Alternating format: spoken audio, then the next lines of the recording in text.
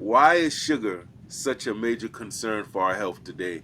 And what are some of the biggest health issues linked to like these high sugar diets? It starts off with really exploring medical nomenclature. Itis meaning inflammation in Latin. And so whenever you're talking about inflammation, you just get the Latin name of the body part and then you will attach the word itis at the end of it to signify inflammation of that particular body part. So laryngitis, inflammation of the larynx; dermatitis, inflammation of the skin; conjunctivitis, inflammation in the eyes; myocarditis, inflammation of the heart; meningitis, inflammation in the brainstem. So when you start looking at these things, prostatitis, right? Colitis, inflammation of the colon, right? Inflammation of the prostate before. And you start realizing that the majority of these diseases end with itis, then the fundamental question becomes, well, if the majority of diseases end with the word itis, and itis means inflammation, then you can use inductive reasoning and deductive reasoning really at the same time that the majority of diseases are caused by inflammation or they're inflammatory based diseases. And then the next question follows, what causes inflammation? And upon investigation, you find out that there are three sources of inflammation. The first source would be injury, the second source would be infection, and then the third source would be food. And in industrial society, the main source of inflammation is coming from food. I'd say about 80 to 85% of inflammation that people have comes from food, not from injuries and not from infections, but just from food. And so what is in the food that is causing this inflammation? And the main culprit is sugar. And so when we start to look at sugar, we start to realize that although it is sweet, it is not our friend. It feeds parasites, it feeds pathogens, and it causes inflammation, which is the desired environment for diseases. Diseases thrive in inflammatory environments, diseases including cancer, parasites, viruses, what have you, they thrive in inflammatory environments. And so if you want to keep on eating sugar, you're going to keep on having internal inflammation in different parts of your body, which will then be the resting place and the home of all types of opportunistic diseases.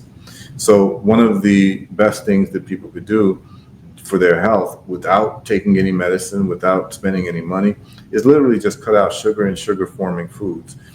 This is known as a ketogenic diet. It's really that simple. And so, what are the foods that add sugar to your blood?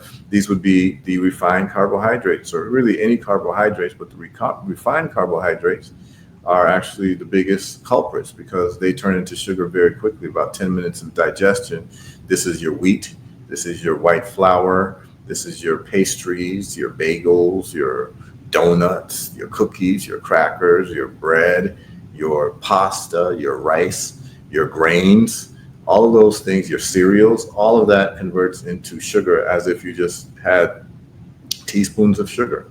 Your soda drinks, all of that is adding sugar to your blood, which is adding inflammation to your body, which is then creating the perfect environment for diseases. And so, if people would like a shortcut in healing themselves, it could be just to just cut out sugar. Like that would be the best thing that you could do if you've got autoimmune diseases, if you've got cancer, if you've got high blood pressure, if you've got diabetes. People think the sugar is just associated with diabetes, but sugar is actually associated with high blood pressure because it causes inflammation of the arterial walls. It's associated with cancer because cancer tumors and parasites feed off of glucose mainly, secondarily glutamine, but they mainly feed off of glucose. But so just cutting off sugar from your diet and adopting a ketogenic diet will reverse most people's problems.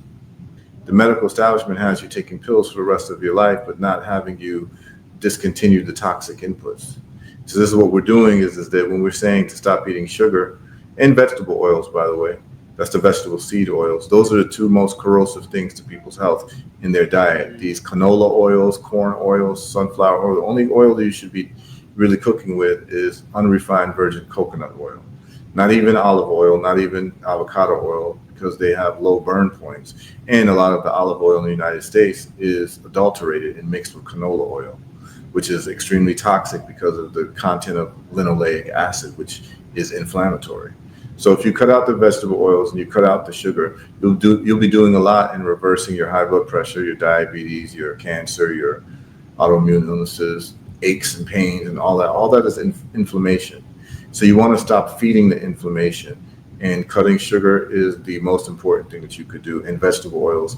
If you cut that out your diet, most of you would not even need to be on medication anymore. You heard what our brother said, family. Sugar is a leading cause of many ailments, killing our people. I'm pleading with you, please research the ketogenic diet. Begin reducing your sugar intake. Cut back on the cake, pie, cookies, and pasta. Start walking, exercising, even if it's a few minutes a day, every day. I'm really tired of seeing posts on social media and hearing people telling me about family members and childhood friends and classmates and coworkers dying in their 40s and 50s prematurely of preventable diseases like diabetes, strokes, heart attacks, and cancer. I've significantly reduced my sugar intake, but it's only been a month. I still got a long way to go.